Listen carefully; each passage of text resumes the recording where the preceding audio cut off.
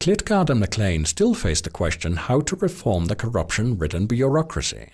Deciding that commonly used approaches, such as ethics education programs, would not be effective, the reformers chose an entirely different strategy, based on incentives for the employees.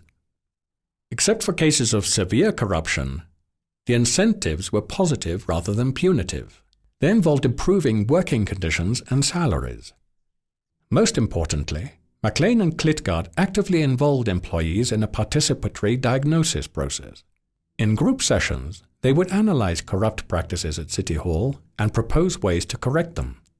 Klitgaard met with as many employees as possible to find out what was going on in terms of corruption. Well, one day I was looking for Professor Klitgaard, and it was about noon, and I was told he was having lunch with the secretaries.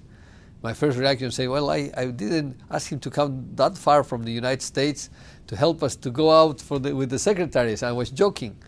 And then when he came back, he was telling me what he had found out. I say, and who told you all this? And he said, why the secretaries are called secretaries? And I said, I don't know. And he said to me, because they keep the secrets.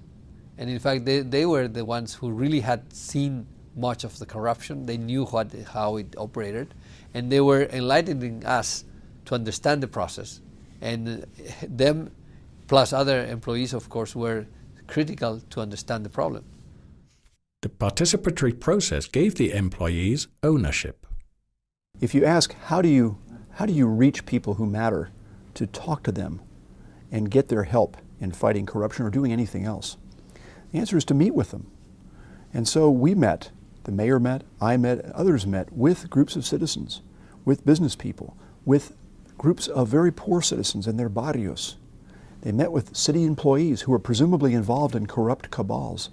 And because the idea was to fight corrupt systems and not do a witch hunt, people would tell you, even people involved in corrupt schemes will tell you how a corrupt system works. If you ask them, tell me about monopoly plus discretion minus accountability, they will talk. If you ask them, tell me who's dishonest, they won't talk. So that was a secret of getting people to buy in and help, was to in effect have conversations with them which focused on systems and not bad people.